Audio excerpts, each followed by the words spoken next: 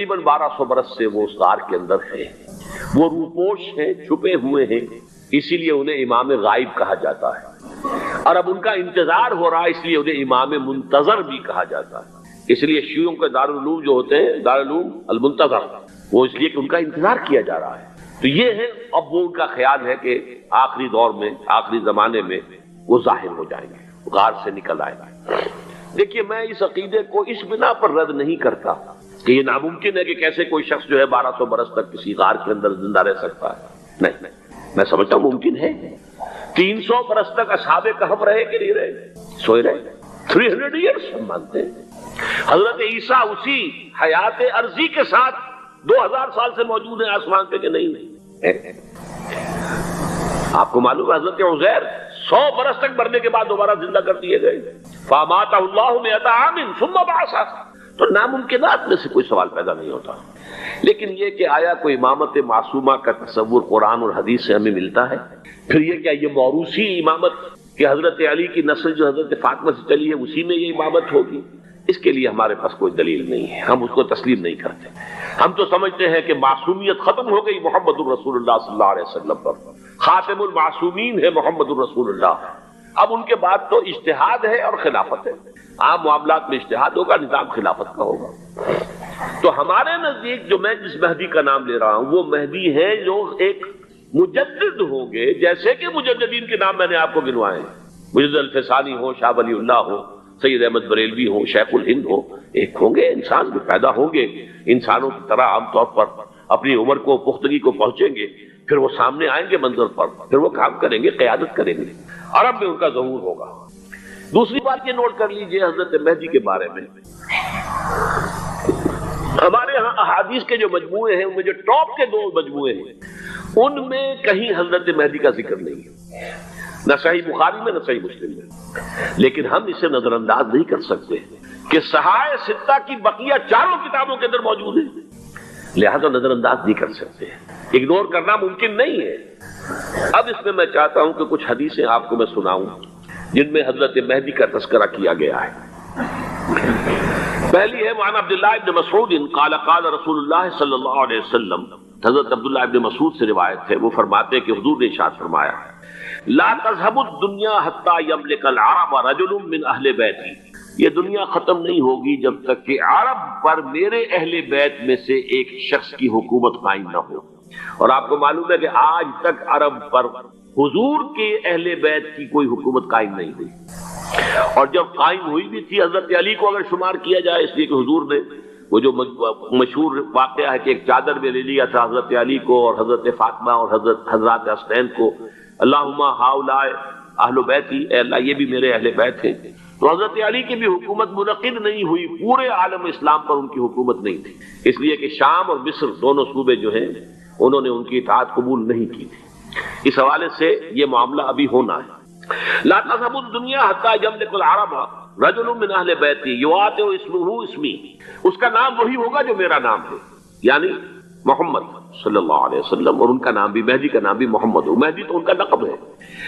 یہ ترمذی میں بھی ہے، ابو داؤد میں بھی ہے، سنن ابی داؤد جامع ترمذی، بلکہ ابو داؤد میں ایک اور روایت ہے، قال حضور نے فرمایا لو لم يبقى من الدنيا الا يوم، اگر دنیا کی زندگی میں سے کچھ بھی نہ بچے سوائے ایک دن کے، لطول اللہ تعالی ذلك اليوم، تو اللہ تعالیٰ اس دن کو لمبا کر دے گا، حتی یبعث فیہ رجلا منی، یہاں تک کہ میرے خاندان میں سے ایک شخص کو اٹھائے گا، من اہل بیتی، میرے اہل بیت میں سے، یواطئ اسمہ اسمی و اسم ابی ہے اسم ابی، جس کا نام میرے نام پر ہوگا، جس کے والد کا نام میرے والد کے نام پر ہوگا، محمد ابن عبداللہ ان کا نام ہوگا، اور وہ یملأ الارض قسطا وعدلا کما ملئت ظلما وجورا، وہ سرزمین عرب کو عدل اور انصاف سے اسی طرح بھر دیں گے جیسے کہ وہ ظلم اور زیادتی سے بھر چکی ہوگی۔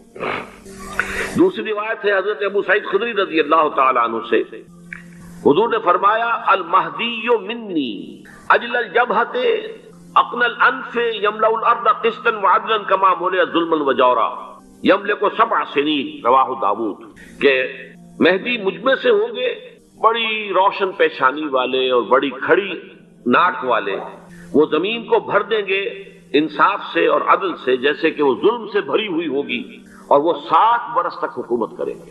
عرب میں خالص خلافت علی منہاج النبوہ کا نظام حضرت مہدی کے ہاتھوں قائم ہوگا اور 7 برس تک قائم رہے گا عرب کے اندر۔ اس کا اگلا مرحلہ میں بعد میں بیان کروں گا۔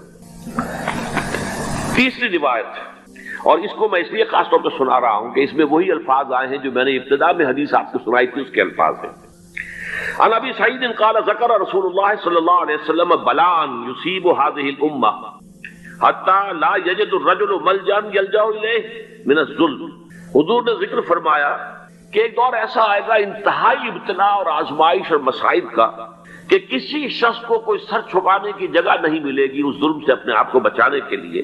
فَيَبْعَثُ اللَّهُ رَجُلًا مِنْ عِتْرَتِي وَأَهْلِ بَيْتِي، تو پھر اللہ میرے خاندان میں سے، میرے اہل بیت میں سے اٹھائے گا ایک شخص کو، فَيَمْلَأُ بِهِ الْأَرْضَ قِسْطًا وَعَدْلًا، اور اس کے ذریعے سے اللہ تعالیٰ زمین کو عدل و قسط سے بھر دے گا۔ يَرْضَى عَنْهُ سَاكِنُ السَّمَاءِ، یہ وہی الفاظ آ گئے اب، اس سے پھر راضی ہو جائیں گے آسمانوں میں رہنے والے بھی، وساکن الارض، اور زمین میں رہنے والے بھی۔ لا تدع السماء من قطرها شيئا الا ثبت، آسمان اپنا ایک قطرہ بھی نہیں روکے گا مگر یہ کہ اس کو زمین کے اوپر نثار کر دے گا، بارش کی شکل میں گرا دے گا۔ ولا تدع الارض من نباتها شيئا الا اخرجت، اور زمین اپنی پیداوار میں سے کوئی شے نہیں چھپائے گی، نہیں روکے گی مگر کہ اس کو ظاہر کر دے گی۔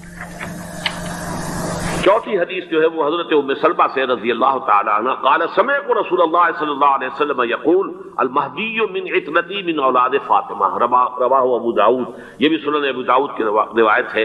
حضور نے فرمایا مہدی میرے خاندان سے، میرے اہل بیت سے ہوں گے، یعنی اولاد فاطمہ میں سے، اور تفسیر اس کی آتی ہے کہ حضرت حسن کی اولاد میں سے ہوں گے۔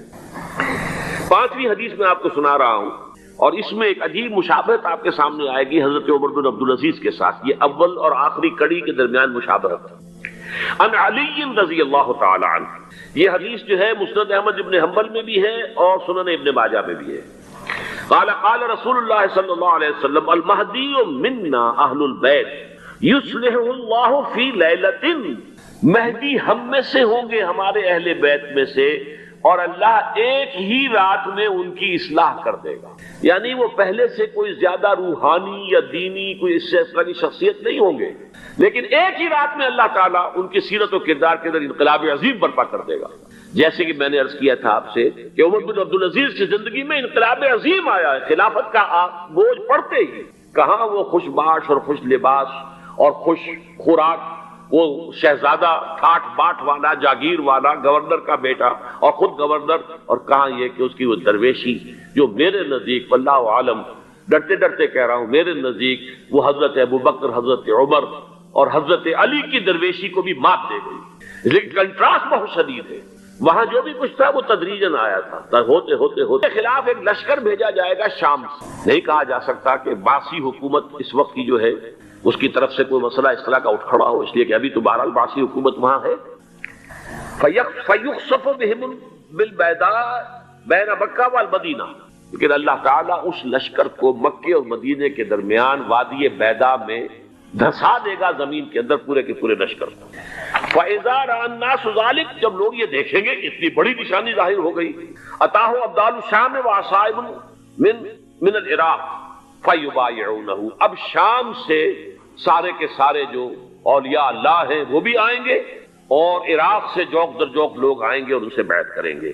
وَيَعْمَلُ فِي النَّاسِ بِسُنَّةِ نَبِيِّهِمْ، پھر وہ عمل کریں گے لوگوں کے مابین، حکومت کریں گے اپنے نبی کی سنت کے مطابق۔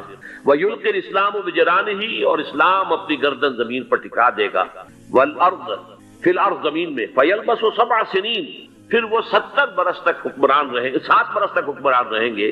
ثم یتوفا، پھر ان کا انتقال ہوگا۔ ویصلی علیہ المسلمون، اور مسلمان ان پر نماز پڑھیں گے۔ یہ جو میں نے آپ کے سامنے نقشہ کھینچا ہے، اس سے اب میں ایک نتیجہ نکالتا ہوں، اسے بھی میرا گمان کہیے، اختلاف بھی کر سکتے ہیں آپ، اگر اس کو وزنی سمجھے تو قبول بھی کر سکتے ہیں۔ وہ یہ ہے کہ میرے نزدیک شاہ فہد کے انتقال پر لا محالہ یہ صورتحال پیدا ہو جائے گا۔ ولی عہد وہاں ہے عبداللہ بن عبدالعزیز، امریکہ کو وہ پسند نہیں کرتے اور امریکہ انہیں پسند نہیں کرتا، یہ بالکل تش تش بام ہے۔ امریکہ نے لازماً جس طریقے سے اپنے پنجے گاڑے ہیں سعودی عرب کے اندر، اپنا فوجی اڈا بنایا ہے، تو آسانی کے ساتھ وہاں سے اپنے پنجے ہٹانے کے لیے تیار نہیں. ایک حدیث میں آتا ہے قرن الشیطان، نجد سے شیطان کا سینگ برآمد ہوگا. وہ شیطان کا سینگ ہے. جو میزائل وہاں پر لگے ہوئے ہوں گے اس وقت در حقیقت وہ سارے کے سارے جو ہیں وہ شیطان کے سینگ ہیں. بہرحال کوشش وہ کرے گا کہ جیسے کہ اس نے جارڈن میں کیا. کتنے عرصے سے وہاں شاہ حسین کا چھوٹا بھائی حسن جو ہے وہ ولی عہد تھا، عین وقت کے اوپر آ کر، اور پتہ نہیں کیسی کیسی دوائیاں دے کر اسے لے کر آئے ہیں شاہ حسین کو، مرتے ہوئے کو تھوڑی دیر زندہ رکھنے کے لیے، اور وہ تبدیلی کروا کر جو ہے واپس لے گئے. تو یہ معاملہ ہوا ہے، تبدیلی کروا دی، وہاں تو ہو گئی آرام سے، کوئی بات نہیں. بحرین میں بھی غالباً ایسا ہی معاملہ ہوا ہے، واللہ عالم. مجھے یاد پڑتا ہے کہ وہ چاہتے ہیں کہ ہمارا پسند کا آدمی آئے. اگر سعودی عرب میں یہ کام کیا گیا تو اس کا لازمی نتیجہ خانہ جنگی ہوگا، اس لیے کہ وہاں کی روایت یہ بڑی سخت ہے، بڑی پختہ ہے. پھر یہ کہ وہاں جو ہے امیر عبداللہ جو ہے، جو وہاں پر اگرچہ سپہ سالار وہ نہیں ہے، کمانڈر ان چیف وہ نہیں ہے، کمانڈر ان چیف تو کوئی اور ہے، لیکن الحرس الوطنی جو ہے، نیشنل گارڈ بہت بڑی فورس ہے. وہ اصل بیڈوئن فورس جو ہے صحرا کے لوگوں کی عرب فورس، وہ در حقیقت الحرس الوطنی ہے، نیشنل گارڈ ہے، اور اس کا کمانڈر ان چیف یہ ہے امیر عبداللہ. تو لازماً یہ شکل جو ہے پوری ہو کر رہے گی. جیسے ہی یہ معاملہ ہوا شاہ فہد کے انتقال کا تو یہ اختلاف ہوگا، خانہ جنگی ہوگی. پھر کوئی اللہ کا بندہ جو ہوگا، میرے نزدیک میں آج سے کوئی 6-7 سال پہلے سالانہ اجتماع تھا تنظیم اسلامی کا راولپنڈی میں، میں نے اس وقت وہاں کہا تھا، اس سے ذرا اخبارات میں بھی کچھ وہ کنٹروورسی آئی تھی کہ میرے نزدیک امام مہدی پیدا ہو چکے ہیں، ان کے ظہور کا وقت قریب ہے. اور اس کی تھوڑی سی بات میں مجھے معلوم ہوا کہ جین ڈکسن غالباً نام ہے امریکن اس کا، جس نے یہ پیشن کوئی خبر دی تھی کہ 1962 میں عالم عرب میں ایک بچہ پیدا ہوا ہے کہ جو وہاں کا نقشہ بدل کر رکھ دے گا. یہ جین ڈکسن کی غالباً پیشن گوئی ہے. بہرحال مجھے اس کی پیشن گوئی سے کوئی دلچسپی نہیں ہے. میں تو جو احوال دیکھ رہا ہوں، یعنی اسرائیل کا قائم ہو جانا، اور اس کے بعد اب یروشلم کا مسلمانوں کے ہاتھوں سے نکل جانا، اور اب گویا کہ وہ الملحمۃ العظمیٰ جو ہے تلی کھڑی ہے، کسی بھی وقت جو ہے یہ جو ہے وہ لاوا پھٹ سکتا ہے، آتش فشاں پھٹ سکتا ہے. تو یہ تمام حالات ایسے ہیں کہ جن کی وجہ سے میں سمجھتا ہوں کہ ایک تو جو قرآن مجید کے اشارات میں نے آپ کو بتائے، 14 صدیاں 14 دن میں چاند کا پورا ہونا، والقمر اذا اتسق، 14 دن میں 14ویں کا چاند. اسی طرح اب یہ 14 صدیوں کے بعد یہ صدی جو 15ویں صدی ہے، یہ در حقیقت ظہور امام مہدی کی صدی ہے. لیکن یہ کہ امام مہدی کی حکومت قائم کرنے کے لیے کون لوگ آئیں گے؟ عرب جو ہیں وہ اندر سے کھوکھلے ہو چکے، عیاشی نے، دولت نے، پیسے نے، دولت، پیسہ، عیاشی، اس کی وجہ سے کھوکھلے ہو چکے. یہاں میں آپ کو 2 حدیثیں سنانا چاہتا ہوں.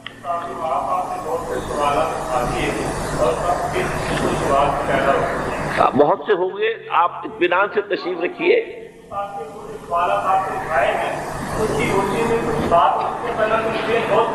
بہت ہوگی، بات ہوگی، آپ اس طرح صبر سے سن لیجئے. میں تقریباً اپنی گفتگو کے اختتام تک پہنچ رہا ہوں.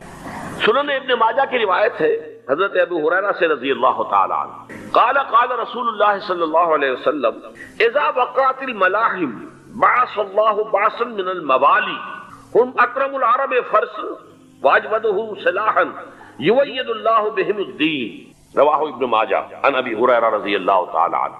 جب ملاحم کا دور شروع ہوگا تو اللہ تعالیٰ اٹھائے گا ایک لشکر یا لشکروں پر لشکر موالی میں سے. موالی کون ہے؟ عربوں نے جب فتح کیا تھا اس پورے علاقے کو خلافت راشدہ کے دوران، اور پھر وہ لوگ جو ہے ایک رائے تو یہ تھی کہ انہیں غلام بنایا جائے سارے آبادیوں کو، لیکن یہ کہ حضرت عمر کا اجتہاد تھا، اس کے مطابق جو ان کو غلام نہیں بنایا گیا تو وہ موالی کی حیثیت رکھتے. عربوں میں دم نہیں ہے، موالی میں سے لشکر اٹھیں گے کہ جو در حقیقت حضرت مہدی کی حکومت کو قائم کریں گے. دوسری حدیث سنیے عن عبداللہ ابن الحارث رضی اللہ تعالی عنہ، اور یہ ابن ماجہ کی روایت ہے. قال قال رسول اللہ صلی اللہ علیہ وسلم یخرج الناس من المشرق فیوتئون للمہدی یعنی سلطانی. لشکر نکلیں گے، لوگ آئیں گے مشرق سے، اور وہ حضرت مہدی کی حکومت کو جمائیں گے اور قائم کریں گے. اس کے علاوہ ایک حدیث کوئی ہے کہ جس کا حوالہ مجھے نہیں مل سکا، لیکن یہ کہ علامہ اقبال نے چونکہ اس کا اشارہ کیا ہے کہ میرے وطن کو آئی ٹھنڈی ہوا جہاں سے، میرا وطن وہی ہے، میرا وطن وہی ہے. جبکہ وہ ہندوستان کا جو عراق آپ رہے تھے اس کو بھی کہا میرے عرب کو آئی ٹھنڈی ہوا جہاں سے. میں نے بعض عربوں سے وہاں میرا کیونکہ ملاقات کا موقع ملتا ہے امریکہ وغیرہ میں، تو ہر ملک سے جو ہے لوگ آئے ہوئے وہ کہتے ہیں ایسی حدیث کہ حضور نے فرمایا تھا مجھے ہندوستان کی طرف سے ٹھنڈی ہوا آ رہی. بہرحال لیکن اس کا چونکہ حوالہ نہیں ملا ہے تو میں نے صرف یہ کہ علامہ اقبال کو شعر کے حوالے سے تو معلوم ہوتا ہے کہ اس مشرقی خطے کے اندر وہ نظام پہلے قائم ہوگا اور پھر یہاں سے وہ پھیلے گا. چنانچہ ایک اور تیسری حدیث اسی میں آپ کو مل جائے گی. حضور نے فرمایا میری امت کے 2 لشکر وہ ہیں کہ جن کو اللہ تعالیٰ نے پیش کی طور پر جو بھی ان میں شریک ہوگا جہنم کی آگ سے چھٹکارے کا پروانہ دے دیا. عصابتان من امتی احرقهم اللہ منہ. ایک وہ ہوگا جو ہندوستان پر حملہ آور ہوگا، دوسرا وہ ہوگا کہ جو دجال کے ساتھ جنگ کرنے کے لیے حضرت مسیح کے پاس پہنچے گا، حضرت مسیح کے ساتھ دینے کے لیے. اب اس سے بھی گمان یہی ہوتا کہ یہی خراسان کا علاقہ، یہ افغانستان، اس کے ساتھ ملحق پاکستان، یہاں سے ظاہر بات ہے کہ پھر ہمیں ہندوستان کو بھی فتح کرنا ہوگا. یہ دارالاسلام رہا ہے. تو گویا کہ ایک حدیث میں 2 لشکروں کا ذکر جمع کرنا جو ہے اشارہ کر رہا ہے کہ یہ اس دور سے متعلق ہے. ورنہ یہ کہ ہندوستان پر تو بہت سے لشکر آئے ہیں، محمود غزنوی بھی آئے ہیں، ان کے حملے ہوئے ہیں، محمد غوری بھی آئے ہیں، سب سے پہلے محمد ابن قاسم آئے ہیں. تو یہ تو بہت لوگ آئے ہیں. لیکن یہ کہ اصل میں ایک حدیث میں 2 کا جمع ہونا جو ہے وہ ادھر اشارہ کرتا ہے کہ یہ اس وقت جب ایک نیوکلیس بن چکے گا خلافت علی منہاج النبوہ کا. تو جیسے جزیرہ نما عرب سے شرق و غرب میں فوجیں چلی تھی، ایسے ہی مشرق میں ہمارے ہندوستان ہے اور مغرب کے اندر جو ہے یہ ہوتے ہوئے اور ایلیا تک وہ فوجیں پہنچ جائیں گی اور یروشلم جو ہے اس کو یہودیوں کے قبضے سے بات کر. یہ احادیث اس میں موجود. لیکن اب جو میرے اس دعوت نامہ جو اب میں جس کا تذکرہ کر رہا تھا اس کا دوسرا حصہ شروع. ادھر پاکستان اسی مقصد سے حاصل کیا گیا تھا کہ یہاں اسلامی نظام یعنی خلافت قائم کی جائے، لیکن ہم اپنی بدعمالیوں کے باعث تاحال مخالف سمت میں سفر کر رہے ہیں اور اب حالات بتا رہے ہیں کہ تخت یا تختہ کے مصداق یا یہاں خلافت قائم ہوگی اور یہ عالمی خلافت کا نقطہ آغاز بنے گا یا پھر یہ ملک ختم ہو جائے. گویا اب معاملہ دوڑو زمانہ چال قیامت کی چل گیا والا ہے اور فوری طور پر قبر کسنی لازم. اس دعوت نامے کے اس مرکزی حصے کے بارے میں آج اس وقت ذرا تفصیل سے گفتگو کرنا چاہتا ہوں. اور یوں میں کہہ سکتا ہوں اس وقت کہ سلطنت خداداد پاکستان یا ملت اسلامیہ پاکستان کا ایک مرثیہ ہے جو مجھے کہنا ہے موجودہ حالات کے پیش نظر. لیکن یہ مرثیہ میں قرآن مجید کے الفاظ میں پیش کرنا چاہ رہا ہوں، جس کے لیے تمہیداً میں پہلے آپ کو یہ بتانا چاہتا ہوں. سورہ انبیاء کی ایک آیت ہے، آیت نمبر 10. لقد انزلنا الیکم کتابا فیہ ذکرکم افلا تعقلون. ہم نے تمہاری جانب ایک کتاب نازل کر دی، اس میں تمہارا ذکر موجود. تو کیا تم عقل سے کام نہیں لیتے، غور نہیں کرتے، سوچ بچار سے کام نہیں لیتے؟ اب اس آیت کا ایک مفہوم تو یہ ہو سکتا ہے کہ ذکر لکم مراد ہو، یعنی تمہارے حصے کی نصیحت، ہدایت، تذکرہ اس قرآن میں ہے. لیکن ذکرکم اس میں اشارہ ایک اور بات کی طرف بھی آتا ہے کہ یہ جتنے بھی اقوام عالم آئیں گے ان کا ذکر قرآن مجید میں موجود ہے اور اس کی تائید ہوتی ہے، توثیق ہوتی ہے، تاکید ہوتی ہے ایک حدیث. وہ حدیث کے جو قرآن حکیم کی عظمت پر نبی اکرم صلی اللہ علیہ وسلم کے سب سے جامع اور سب سے مفصل بیان پر مشتمل ہے. فصاحت و بلاغت کی معراج. حضرت علی اس کے راوی ہیں رضی اللہ تعالیٰ عنہ. یہ حضور نے فرمایا انہا ستکون فتنۃ، عن قریب ایک بہت بڑا فتنہ رونما ہوگا. حضرت علی فرماتے ہیں کہ میں نے عرض کیا مل مخرج منہا یا رسول، اے اللہ کے رسول یہ بتائیے اس سے نکلنے کا راستہ کون سا ہوگا. ایک لمحے کے لیے توقف کیجئے. میں یہاں یہ توجہ دلایا کرتا ہوں کہ ہم اگر ہوتے، ہمارے مزاج کا اور صحابہ کے مزاج کا فرق کیا ہے. ہم ہوتے تو کیا پوچھتے، یہ حضور یہ فتنہ کیوں ہوگا، کب ہوگا، کدھر سے آئے گا، کیسے آئے گا. ہمارے تو سوالات یہ ہوتے جو سب معلوماتی نوعیت کی چیزیں ہیں جن کا کوئی تعلق عمل سے نہیں. صحابہ کا معاملہ کیا تھا، حضرت علی نے ان میں سے کوئی سوال نہیں کیا، کب آئے گا، کیوں آئے گا، کدھر سے آئے گا، کیسے آئے گا، کچھ نہیں. جو عملی سوال تھا من مخرج منہا یا رسول اللہ، اللہ کے رسول جب آپ نے فرما دیا کہ بہت بڑا فتنہ ہوگا تو ہمیں تو اب یہ سمجھنا ہے کہ وہاں سے نکلنے کا راستہ کون سا. بس اس کے جواب میں وہ حدیث ہے کتاب اللہ، تمام فتنوں سے نکالنے والی اللہ کا کتاب.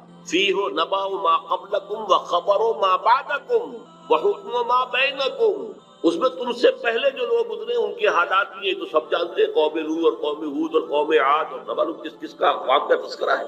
وخبر ما بعدکم جو تمہارے بعد ہونے والا ہے اس کی خبریں بھی موجود. وحکم ما بینکم اور جو بھی تمہارے مابین قیامت تک اختلافات رونما ہوں گے ان سب کا فیصلہ بھی موجود۔ بڑی عظیم حدیث ہے، وَهُوَ الذِّكْرُ الْحَكِيمُ وَهُوَ الصِّرَاطُ الْمُسْتَقِيمُ وَهُوَ حَبْلُ اللَّهِ الْمَتِينُ لَا تَنْقَضِي عَجَائِبُهُ وَلَا يَشْبَعُ مِنْهُ الْعُلَمَاءُ وَلَا يَخْلُقُ عَنْ كَثْرَةِ الرَّدِّ۔ اور آخری الفاظ تو بلاغت کی انتہا ہے، من قال به صدق ومن عمل به اجر ومن حکم به عدل ومن دعا الیہ ہدی الی صراط۔ جس نے کوئی بات کہی اس قرآن کی بنیاد پر اس نے سچ کہا، جس نے عمل کیا اس کا اجر محفوظ، جس نے کوئی فیصلہ کیا قرآن کی بنیاد پر اس نے عدل کی، اور جس نے قرآن کی طرف بلایا اس کی ہدایت ہو گئی، کسی اور کی ہو نہ ہو اس کی ہدایت گارنٹیڈ ہے جو قرآن کی طرف بلانے والا۔ یہ حدیث ہے کہ جس میں خبر و ما بعدکم کے الفاظ، بلکہ میں تذکرہ کر دوں یہ حدیث ایک اور شان سے وارد ہوئی ہے طبرانی کی معجم کبیر میں۔ وہاں یہ حدیث اس طور سے آئی ہے کہ حضرت جبرائیل نے حضور سے یہ فرمایا، یا محمد امتک بعدک، اے محمد صلی اللہ علیہ وسلم یا آپ کی امت کا آپ کے بعد کیا بنے گا؟ حضور نے اس پر پوچھا بل مخرج منہا یا جبرائیل، یہ بات تو بہت اہم کہی ہے، ابھی تو میں ہوں انا بین اظہرکم، ابھی تو اے مسلمانوں میں تمہارے مابین ہوں، لیکن ایک وقت تو آئے گا، آخر دور نبوت کے خاتمے کی خبر حضور نے دی تھی تو وہ آپ نے مثال کی خبر دی تھی، جانا ہے مجھے انک میت و انہم میتون، قرآن مجید میں تھا، لیکن اس کا حل کیا ہوگا؟ تب انہوں نے کہا ہے کتاب اللہ فیہ نبأ من قبلکم ومن خبر ما بعدکم وحکم ما بینکم۔ تو یہ ایک اور ہی شان کے ساتھ یہی روایت ہے۔ بات میں اس حوالے سے آپ کے سامنے قرآن حکیم کی 6 آیات، اور عجیب یہ حسن اتفاق ہے، سورہ اعراف کی آیات ہیں 175 176 177، اور سورہ توبہ کی آیات ہیں 100 نکال دیجئے 75 76 70۔ یہ آئینہ ہے اس وقت میرے اور آپ کے لیے، ملت اسلامیہ پاکستان کے لیے، سلطنت خداداد پاکستان۔ دیکھیے سورہ اعراف میں فرمایا وَاتْلُ عَلَيْهِمْ نَبَأَ الَّذِي آتَيْنَاهُ آيَاتِنَا فَانسَلَخَ مِنْهَا فَأَتْبَعَهُ الشَّيْطَانُ فَكَانَ مِنَ الْغَاوِينَ۔ اے نبی ان کو آپ اس شخص کی خبر سنائیے جسے ہم نے اپنی آیات عطا کی، لیکن وہ ان سے نکل بھاگا، پھر شیطان اس کے پیچھے لگ گیا اور پھر وہ انتہائی گمراہ لوگوں میں سے ہو گیا۔ وَلَوْ شِئْنَا لَرَفَعْنَاهُ بِهَا، ہم چاہتے تو ان آیات کے ذریعے سے ان کی بدولت ہم اسے اور بلند کرتے، اس کا مقام، اس کا رتبہ اور اونچا۔ وَلَكِنَّهُ أَخْلَدَ إِلَى الْأَرْضِ، مگر وہ تو زمین کی طرف ہی بیٹھتا اور دھستا تھا۔ فَمَثَلُهُ كَمَثَلِ الْكَلْبِ، تو اس کی مثال تو کتے کی، ان تحمل علیہ یلہث، اگر اسے دھتکارو، کوئی ڈھیلا، کوئی لکڑی اس کی طرف اٹھاؤ مارنے کے لیے، تب بھی وہ ہانپتا رہتا ہے۔ ان تترکو یلہث، زبان اس کی نکلی ہوگی، اس میں سے راج ٹپک گئی ہوگی، چھوڑے رکھو گے تب بھی۔ ذالک مثل القوم الذین کذبوا، یہی مثال ہے اس قوم کی کہ جس نے اپنے رب کی آیات کو جھٹلایا۔ فقصص القصص، تو اے نبی آپ یہ واقعہ بیان کر دیجئے، لعلہم یتفکرون، شاید کہ وہ غور کریں، سوچ بچار سے کام لیں۔ ساء مثلا القوم الذین کذبوا بآیات اللہ، بری ہے مثال اس قوم کی جس نے اللہ کی آیات کو جھٹلایا ہے۔ وانفسہم کانوا یظلمون، اور وہ اپنے اوپر خود ظلم کرنے والے ہیں۔ اب میں اس کی زیادہ تفصیلی تفاصیل میں نہیں جاؤں گا، اگرچہ ایک رائے یہ بھی ظاہر کی گئی ہے کہ یہ کسی شخص معین کا تذکرہ نہیں ہے، بلکہ یہ ایک مثال ہے بتا دے رہا، لیکن یہ بات صحیح نہیں ہے۔ وَاتْلُ عَلَيْهِمْ نَبَأَ، وَاضْرِبْ لَهُم مَثَلًا سے بات ہوتی تو اس کا امکان تھا، یہاں تو خبر سنا دیجئے اے نبی اس کی خبر۔ اور اس میں حضرت عبداللہ ابن عباس رضی اللہ تعالی عنہما سے کئی جو ہے اقوال بھی ہیں کہ یہ شخص بلعام بن بعورہ تھا۔ تو جو کتابیں گنتی ہے نمبرز تورات کی، اس میں شخص کا ذکر ہوا کہ کنعانی تھا، بعض لوگوں کے نزدیک اسرائیلی تھا، لیکن بہت عابد و زاہد، بہت اونچے مقام پر، صاحب کرامت بزرگ جسے کہا جاتا ہے۔ الذی آتیناہ آیاتنا سے مراد یہاں پر کچھ لوگوں نے لیا ہے کہ علم کتاب اسے دی گئی تھی، وہ بات میرے نزدیک صحیح نہیں ہے، بلکہ آیات کہا گیا معجزات کو بھی، جس طرح اللہ اپنے انبیاء کو آیات، ہم نے آیات بینات دے کر رسولوں کو بھیجا، ایسے ہی ہے کہ کوئی بہت عابد زاہد کوئی ہو، عابد مرتاز اور زاہد مرتاز، تو اللہ تعالیٰ اسے کرامتیں عطا کرتا ہے، وہ کوئی شک نہیں ہے۔ کرامات الاولیاء حق، اس میں کسی شک و شبہ کی گنجائش نہیں۔ اللہ تعالیٰ کی بزرگی کے ضرور کے لیے اظہار کرے، وہ ایسے خلق آدم واقعات ظاہر کرتا ہے۔ تو با کرامت بزرگ تھا، لیکن پھر وہ جو دنیاوی خواہشات کی طرف ایسا متوجہ ہوا کہ اس کی ساری نیکی، ساری اس کی بزرگی، ساری روحانیت ختم ہو کر رہ گئی، وہ انتہائی پاتال میں۔ بعض مفسرین نے حضور کے دور کے 2 اشخاص کا ذکر بھی کیا ہے، امیہ ابن ابی صلت ایک بہت بڑا شاعر تھا کہ جس کی اشعار میں توحید رچی بسی ہوئی تھی. توقع یہ تھی کہ تو حضور کا سب سے بڑا جو ہے وہ سپورٹر بن جائے گا، لیکن نہیں، مخالف ہو. اسی طریقے سے ابو عامر راہب تھا، جیسے ورقہ ابن نوفل مکے میں تھے تو وہ جا کر جو ہے وہ شام میں انہوں نے عیسائیت اختیار کی اور وہ بہت بڑے عالم تھے. کان یکتب التوراۃ بالعبرانیہ. اسی طرح یہ ابو عامر خزرجی تھا اور یہ بھی عیسائی ہو گیا تھا، شام میں رہا اور پھر یہ بہت بڑا زاہد اور عابد اور عالم شخص. لیکن یہی بدترین دشمن ہو گیا محمد رسول اللہ کا، جبکہ ورقہ ابن نوفل نے جو ہے حضور کی تصدیق کی تھی جب حضرت خدیجہ رضی اللہ تعالی عنہا لے کر گئی تھی حضور کو ان کے پاس. بہرحال میرے نزدیک یہ بلعام بن باعورہ ہی کا تذکرہ ہے جو ہو رہا ہے کہ وہ بہت با کرامات تھا، لیکن زمینی خواہشات دو سب سے نمایاں. بطن، پیٹ کھانے کو مانگتا ہے، یہ انسان کی بہت بڑی ہے، اس لیے کہ ظاہر بات ہے جو پریزرویشن آف دی سیلف ہے، اپنے بقا کے لیے اسے غذا چاہیے، لیکن اس کے ساتھ چٹخارا بھی لگا ہوا ہے، یہ اس کے ساتھ اضافی شے ہے. اور دوسری ہے جنسی خواہش، شہوت، پریزرویشن آف دی اسپیشیز، اپنی نسل کو برقرار رکھنے. یہ دونوں جو ہے حرصیں انسان کے اندر جب یہ اعتدال سے بڑھتی ہیں تو تباہی کا ذریعہ. لیکن یہاں نوٹ کیجئے کہ ایک شخص جسے اللہ نے اپنی آیات عطا کی، صاحب کرامت تھا، لیکن وہ اس سے نکل بھاگا اور یہاں فرمایا پھر شیطان اس کے پیچھے لگ گیا. اور یہ بہت اہم نکتہ ہے، یعنی اولاً نہیں شیطان کے اغوا سے کوئی شخص جو ہے وہ گمراہ ہوا کرتا. قرآن مجید میں صاف یہ بات آئی ہوئی ہے، ان عبادی لیس لک علیہم سلطان. دیکھو تمہیں ہم مہلت تو دے رہے ہیں، قیامت تک کے لیے تمہاری زندگی طویل ہوگی اور تم ہمارے بندوں کو جس طرح چاہو گمراہ کرنے کی کوشش کرنا، لیکن تمہیں اختیار کوئی حاصل نہیں ہوگا، اختیار اسے حاصل نہیں. تو جو شخص خود اپنی جو ہے داخلی غلط تقاضوں کے تحت غلط راستہ اختیار کرتا ہے، پھر شیطان اس کے پیچھے لگ جاتا. فَأَتْبَعَهُ الشَّيْطَانُ، تو شیطان اس کے پیچھے لگ گیا. فَكَانَ مِنَ الْغَاوِينَ، پھر وہ ہمارے ہاں جو کولوکیل لینگویج میں پھر برے کو گھر تک پہنچا کر رہتا ہے، وہ پھر آخری درجے تک پہنچا کر ہی وہ بس کرتا ہے. تو اس درجے تک بلعام بن باعورہ پہنچ گئے. وَلَوْ شِئْنَا رَفَعْنَاهُ بِهَا، ہم چاہتے تو اسے اور بلند کرتے، اس کے اور مقام اونچا ہوتا. وَلَكِنَّهُ أَخْلَدَ إِلَى الْأَرْضِ، وہ تو زمین میں دھستا چلا گیا. زمین سے مراد وہی زمینی خواہشات، نفسانی خواہشات. فَمَثَلُهُ كَمَثَلِ الْكَلْبِ، اس کی مثال کتے کی. اب کتا وہ جانور ہے حیوانات میں، پیٹ اور جنس دونوں شہوتیں اس میں انتہا ہوتی. لہذا چاہے خوب پیٹ بھرا ہو، کسی صاحب کا یا کسی میم کا کتا ہو، خوب گوشت کھا کے گھر سے نکلا ہو، لیکن پھر بھی وہ باہر جائے گا تو ہر شے کو سونگے گا کہ شاید کوئی کھانے کی چیز نہیں. یہ اس کی یعنی سمجھ جبلت کے اندر، یہاں تک کہ آپ اس کو ٹھیکا ماری مارنے کے لیے تو وہ اس کو بھی سونگے گا کہ شاید اس میں کوئی کھانے کی کوئی شے موجود ہو. چلے گا بھی تو ادھر ادھر ہوتا ہوا سونگتا ہوا، اور وہ اپنی شرمگاہ کو چاٹتا رہتا ہے. دونوں جو حرصے ہیں اس کے اندر انتہا تھی. اور اس کا پھر ظہور کیا ہوتا؟ زبان ہر وقت نکلی ہوئی ہے، ہانپ رہا ہے، ہر وقت ہانپ رہا ہے. پیٹ بھرا ہو تب بھی ہانپ رہا ہے، اور پیٹ خالی ہو تب بھی ہانپ رہا ہے، تھکا ہوا تب بھی ہانپ رہا ہے، کھڑا ہوا تب بھی ہانپ رہا ہے. زبان نکلی ہوئی ہے اور اس کے اندر سے راج ٹپک. یہ مثال دی ہے جیسے قرآن مجید میں گدھے کی مثال بھی آئی ہے. مثل الذین حملوا التوراۃ ثم لم یحملوها کمثل الحمار یحمل اسفارا. مثال اس قوم کی جس کو ہم نے تورات عطا کی تھی، حامل تورات بنائی گئی تھی، وہ قوم پھر اس نے اس کا حق ادا نہیں کیا. اس گدھے کی مثال ہے جس پر کتابوں کا بوجھ لگا ہوگا. ایسے ہی گدھے کی مثال دی گئی ہے. اس کے بعد فرمایا ذالک مثل القوم الذین، یہ صرف ایک فرد کا معاملہ نہیں، پوری قومیں بھی اس تمثیل پر پوری اترتی ہے اور اسی ڈسکرپشن کے اوپر وہ پوری اترتی. کذبوا بآیاتنا، جو ہماری نشانیوں کو جھٹلاتے ہیں. فقصص القصص، تو اے نبی آپ یہ قصہ سنا دیجئے، لعلہم یتفکرون، شاید کہ غور کریں. آج میں آپ کو قصہ سنا رہا ہوں پاکستان کا، کس طور سے ان آیات پر منطبق ہو رہا ہے.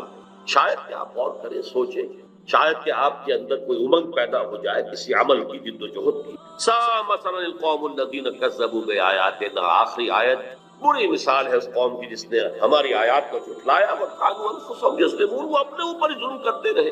ظاہر بات ہے ہمارا کسی نے کیا بگاڑا. اب اندازہ کیجئے پاکستان وہ ملک ہے اس روئے ارضی پر جو بہت بڑی اللہ کی نشانیوں کے ساتھ وجود میں آیا. سب سے پہلی نشانی 27ویں رمضان کو اس کا قیام عمل میں، اور جو بہترین رات ہو سکتی، فیہا یفرق کل امر حکیم، جس میں کہ تمام جو بھی اللہ تعالیٰ کے پختہ فیصلے ہیں وہ کیے جائیں. پاکستان 27ویں شب رمضان مبارک کی، اس میں اس کا وجود. پھر غور کیجیے کیسے قائم، کوئی امید کچھ عرصے پہلے بھی نہیں تھی کسی کو کہ پاکستان قائم. عام طور پر سمجھا گیا تھا یہ مسلم لیگ نے بارگیننگ کے لیے اتنی بڑی بات کر لی ہے، تو لے دے کر معاملہ ہو جائے گا. اور سب سے بڑی بات یہ کہ خود ایک سال پہلے Quaid Azam cabinet mission plan کو تسلیم کر، اس کا کیا مطلب تھا کہ کم سے کم 10 سال کے لیے ایک آزاد پاکستان کا وجود مؤخر ہو۔ نظری طور پر 10 سال کے بعد امکان تھا، لیکن ایک مرتبہ مرکزی حکومت ایک وحدت کے ساتھ اگر وجود میں آ جاتی تو پنڈت نہرو نے جو کہا تھا سچ تو وہی نکل جاتی ہے، جس کی منہ سے سچی بات مستی میں اس نے وہ سچ کہہ دیا، جس کی وجہ سے پھر قائد اعظم نے جو تسلیم کر لیا تھا کیبنٹ مشن پلان کو، پھر اس سے آپ نے رجوع کیا کہ اس نے کہہ دیا تھا ایک دفعہ بن جائے پھر کون کسی کو علیحدہ عہدے دیتا ہے، اس پر پھر قائد اعظم نے پسپائی، ورنہ اگر وہ خاموش رہتا تو کم سے کم 10 سال تک کوئی امکان نہیں تھا، اور اس 10 سال میں ہندو قوم نے کیا کرنا تھا اس کا تصور بھی نہیں۔ پھر سوچئے پاکستان قائم ہوا، ہندو قوم ہمارے سے کس قدر تعداد میں زیادہ، تعلیم میں زیادہ، دولت میں زیادہ، تنظیم میں زیادہ، کس قدر منظم قوم، کس قدر تعلیم یافتہ قوم، کتنی ان کے اندر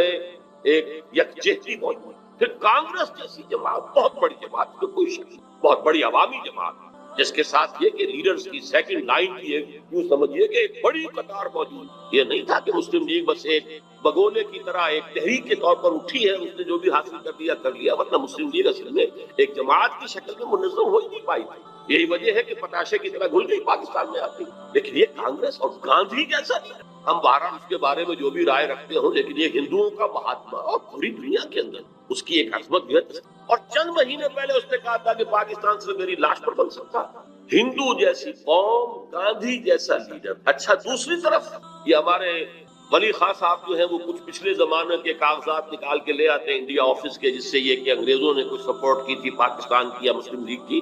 جب پاکستان بنا ہے، ایٹلی وزیر اعظم ماؤنٹ بیٹن یہاں کا وائس رائے، دونوں قائد اعظم سے شدید نفرت رکھنے والے، پاکستان کے تصور کے دشمن۔ لیبر پارٹی کی گورنمنٹ تھی، کنزرویٹو پارٹی گورنمنٹ ہوتی تو کچھ شکوک و شبہات کا موقع تھا، لیکن یہ تو لیبر پارٹی کی ہوتی نے جو کچھ لکھا ہے بعد میں وہ سب کے سامنے ہے، تو آپ کو کچھ بھی باتیں نہیں رہی۔ ماؤنٹ بیٹن کی چیزیں بھی سب سامنے آ چکی، اس کے جس نوعیت کے تعلقات نہرو خاندان کے ساتھ تھے، اب وہ چیزیں بھی کہنے کی بھی نہیں ہے، ورنہ یہ کہ لیڈی ماؤنٹ بیٹن کے ساتھ اس کے ناجائز تعلقات تک کا چرچا موجود، اور یہ کہ گاندھی کا تو وہ چیلا تھا۔ آخری وقت میں پنڈت نہرو نے اور پٹیل نے جا کر اس سے کہا تھا کہ ہم نہیں کہہ سکتے باپو کے سامنے جا کر یہ کہنے کی ہماری جرت نہیں ہے کہ ہم ہندوستان کی تقسیم پر راضی ہو گئے ہیں، یہ تم ہی جا کے راضی کراؤ۔ اس نے جا کر گاندھی سے بات کیا پٹی پڑھائی ہے وہ جانے۔ یہ تھے وہ نامساعد حالات جن میں پاکستان کا قیام، اور اس کے اندر جمع کر لیجئے یہ بات کہ ایک سال پہلے مولانا حسین احمد مدنی رحمت اللہ علیہ نے سلہٹ میں یہ کہہ دیا تھا، رمضان مبارک میں پورے ایک سال پہلے، ملأ اعلیٰ میں پاکستان کے قیام کا فیصلہ ہو چکا ہے۔ ملأ اعلیٰ سے مراد فرشتوں کا وہ سب سے اونچا طبقہ ہے جو اللہ کا مقربین جو ہوتے ہیں، ملائکۃ المقربین، وہ ملأ اعلیٰ سب سے اونچا، وہاں فیصلہ ہو گیا پاکستان کا۔ یہ دوسری بات ہے کہ جب ان سے پوچھا گیا کہ پھر ہم کیوں مخالفت کریں، ہماری پالیسی جو ہے وہ بدل جانی چاہیے، انہوں نے کہا کہ در حقیقت وہ تکوینی معاملہ ہے اللہ کا، ہمارا کام تکوینیات کے حوالے سے نہیں ہے، بلکہ ہمیں تو اپنی سوچ اور سمجھ سے جو بھی رائے صحیح ہے اسی کے اوپر کام کرنا ہے، لیکن فیصلہ ہوگا۔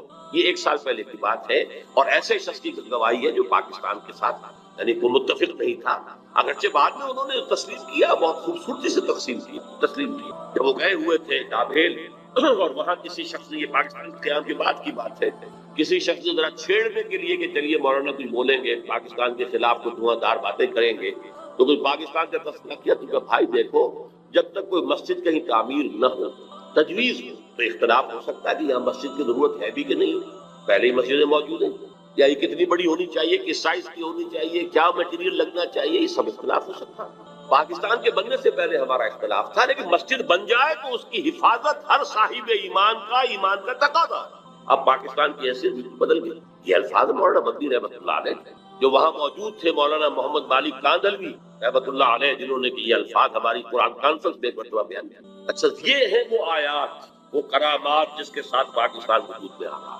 ذرا پیچھے چلیے، جب خلافت عثمانیہ کے خاتمے کی سازشیں ہو رہی تھی تو پوری دنیا میں صرف ہندوستان میں تحریک چلی، کہیں اور نہیں چلی۔ وہ سلطنت عثمانیہ بہرحال خلافت کے نام سے تھی، چاہے حقیقت نہیں تھی، وہ ایک ملوکیت ہی تھی، اور اب اس پہ زوال بھی آ گیا تھا، یورپ کا مرد بیمار بھی کہا جا رہا، جو بھی کچھ تھا، لیکن عظمت اسلامی کا ایک سمبل، ایک نشانی تھی، اس کے خلاف سازشیں ہو رہی تھی، اور اس وقت تحریک چلی، صرف ہندوستان میں کہیں بھی نہیں چلی، پوری دنیا میں کہیں بھی نہیں۔ بلکہ عربوں نے تو بغاوت کی ترکوں کے خلاف، اور اصل میں تو انہی کی بغاوت کے نتیجے میں یہ سارا معاملہ ختم ہوا. لیکن ہندوستان میں وہ تحریک چلی اور ایسے زور شور کے ساتھ چلی، بولی اماں محمد علی کی جان بیٹا خلافت کو دے دو، پورا ہندوستان بن گیا. ذرا اس سے بھی پیچھے جائیے، دیکھیے ختم نبوت کے بعد سب سے بڑا منصب مجددین امت ہے، کہ جو سنن ابی داؤد کی روایت کی روح سے ان اللہ یبعث فی هذه الامه علی راس کل 100 عام من یجدد الہدی، یقیناً اللہ اس امت میں ہر صدی میں ایسے لوگوں کو اٹھاتا رہے گا جو دین کو تازہ کرے. دین کے اوپر جو بھی کوئی غبار آ جائے گا، کوئی اس کی تعلیمات دھندلا جائیں گی، اس کو ہٹا کر صحیح دین کی شکل دوبارہ دکھائے. 1000 برس تک سارے مجددین امت عالم عرب میں آئے. عمر بن عبد العزیز سے چلیے اور امام ابو حنیفہ کے چلے جائیے، شیخ عبد القادر جیلانی، امام غزالی، امام ابن تیمیہ، سب وقت. 11ویں صدی کا مجدد اعظم شیخ احمد سرہندی ہندوستان، 12ویں صدی کا مجدد اعظم شاہ ولی اللہ دہلوی ہندوستان، 13ویں صدی کا مجدد اعظم سید احمد بریلوی ہندوستان، 14ویں صدی کا مجدد اعظم شیخ الہند نصیر مالٹا ہندوستان، اور مزید برآں علامہ اقبال جیسا مفکر، مولانا مودودی جیسا مصنف، مولانا الیاس جیسا مبلغ پوری دنیا میں کہیں نظر نہیں. ان کی تحریکیں جو ہے پوری دنیا میں چھا گئی. سلسلہ نقشبندیہ مجددیہ پوری دنیا میں چلا گیا. پورے ٹرکش بیلٹ میں وہی ہے، وہ امام شامل ہوں یا اس وقت جو چیکنیا کے معاملات ہیں، یا پورے ترکستان کے اندر یہی ہے. خود یہ افغانستان میں وہی سلسلہ نقشبندیہ مجددیہ، ان کے صدر بھی تھے مجددی. پھر شاہ ولی اللہ ہی کے تو در حقیقت علم کا یہ ظہور ہے کہ جو پورا افغانستان میں جو مدارس کہاں کے پڑھے ہوئے لوگ ہیں یہ طالبان، وہی دیوبندی مدارس ہے کہ جو شاہ ولی اللہ کے علوم کا وارث بنے. گویا کہ ریورس گیئر لگا ہے. ایک بات عجیب ہے، ذرا نوٹ کیجئے گا، 1000 برس جو پہلے تھے ہندوستان میں آتے تھے، باہر سے علماء آ رہے ہیں، صوفیہ آ رہے ہیں، ادیب آ رہے ہیں، دانشور آ رہے ہیں ہندوستان میں. اور جب یہ الف ثانی شروع ہوا امت کی تاریخ کا دوسرا 1000 سال، تو ریورس گیئر لگ گئے. معین الدین چشتی ادھر سے آئے تھے، سلسلہ مجددیہ نقشبندیہ یہاں سے چلا، شاہ ولی اللہ کے علوم یہاں سے چلے، علامہ اقبال کا فکر یہاں سے پھیلا، پوری دنیا میں پھیلا. ڈاکٹر علی شریعتی سے پوچھئے، مالک ابن نبی سے پوچھئے، بہت بڑا جو دانشور ایران کا اور بہت بڑا دانشور جو ہے عالم عرب کا. پھر مولانا مودودی کی کتابیں دیکھ لیجیے، پوری دنیا کے اندر عربی میں، انگریزی میں ٹرانسلیشن ہر جگہ مل جائیں گے. اور یہ مولانا الیاس کے شروع کرنا تحریک کہاں سے کہاں پہنچی، لاکھوں آدمی ایک وقت کے اندر جو ہے وہ مسلسل حرکت کے اندر. یہ ساری آیات ہے، اس سب کا امین یہ پاکستان، یہ سارا ہمارا ورثہ یہ پیچھے ہے. 11ویں صدی، 12ویں صدی، 13ویں صدی، 14ویں صدی، اور پھر یہ کہ پاکستان وجود میں آیا 27ویں کو. یہ پاکستان ہندو اور انگریز دونوں کی مخالفت کے الگ رغم قائم ہے. اور اس وقت نقشہ میں آپ کے سامنے کھینچ رہا ہوں سورہ اعراف کی آیت نمبر 129 کے حوالے سے. جب ظلم و ستم کی انتہا ہو گئی تھی بنی اسرائیل پر مصر میں، تو انہوں نے جب فریاد کی ہے تو حضرت موسیٰ نے فرمایا تھا ان سے عسیٰ ربکم ان یہلک عدوکم ویستخلفکم فی الارض فینظر کیف تعملون. امید ہے کہ تمہارا رب تمہارے دشمن کو ہلاک کر دے گا اور پھر تمہیں زمین کے اندر تمکن عطا کرے گا، پھر دیکھے گا تم کیا کرتے. ویسے تو یہ دنیا کی زندگی افراد کے لیے بھی امتحان گاہ ہے. الزم ہستی سے تو ابرا ہے مانند حباب، اس یہاں خانے میں تیرا امتحان ہے زندگی. خلق الموت والحیات لیبلوکم ایکم احسن عملا. ہم ایک امتحانی عرصے میں سے گزر رہے ہیں. قوموں کا امتحان اپنی جگہ ہوتا ہے، امتوں کا، ملکوں کا امتحان اپنی جگہ ہے. فینظر کیف تعملون، پھر وہ دیکھے گا تم کیا کرتے. اب دیکھیے ہمارے ہاں کیا ہوا بدقسمتی سے. مسلم لیگ کی جو ٹاپ کی قیادت تھی، پہلی بات تو یہ ہے کہ مسلم لیگ بحث کی تو مسلم لیگ تو تقریباً سمجھیے کہ ختم ہو گئی قائد اعظم کے انتقال کے بعد. زیادہ کہیں گے تو لیاقت علی خان کی شہادت کے بعد. لیکن یہ ہے کہ پہلے دن سے بھی ہم نے رخ اسلام کی طرف نہیں. ہمیں اپنے بزرگوں کا بھی اب تذکرہ جو ہے کرنا پڑے گا. میں قائد اعظم کو ہرگز دھوکے باز آدمی نہیں سمجھتا، جھوٹا نہیں سمجھتا، صاحب کردار آدمی. میری تعبیر یہ کہ انہوں نے یہ سمجھا تھا کہ اگر پاکستان ایک نوزائیدہ مملکت ہے، ہم نے فوراً اسلام کا ڈنکا بجا دیا اور نعرہ لگا دیا تو پوری دشمن قوت جو ہے ہمیں دبوچ لے. لہذا اب جب کہ ایک ایسا ملک وجود میں آ گیا جہاں غالب اکثریت مسلمانوں کی ہے، تو خالص سیکولر اصول سے بھی تو یہاں اسلام ہی آئے گا نا. سیکولر اصول کیا ہے کہ لوگوں کی اکثریت جو چاہے گی ہوگا، یہی اصول ہے. لوگوں کی اکثریت جو قانون بنانا چاہتی ہے بنائے گی، جو نافذ کرانا چاہتی کرائے گی، یہ سیکولرزم ہے. تو اب خالص سیکولر اصولوں سے ہندوستان ایک وحدت رہتا تو یہاں اسلام کے آنے کا کوئی سوال نہیں تھا. اکثریت ہندوؤں کی تھی، کوئی امکان ہی نہیں تھا. لیکن اب یہ ہے کہ اگر مسلمان یہاں کے چاہیں گے تو یہاں شریعت بھی آ جائے گی، نظام بھی آ جائے گا، سب کچھ ہو جائے گا. لیکن ہم نے اگر ڈنکا بجا دیا تو شاید اب میں سمجھتا ہوں کہ شاید ان کی بات میں مضمون ہے، لیکن یہ کہ شکل جو بنی ہے وہ یہ تھی، وزیر قانون ہندو، وزیر خارجہ قادیان، اور وہ ان کا شورۂ آفاق جملہ عنقریب یہاں پر نہ ہندو ہندو رہے گا نہ مسلمان مسلمان رہے گا، مذہبی اعتبار سے نہیں کہ مذہب تو ان لوگوں کا انفرادی معاملہ ہے بلکہ قومی ہے۔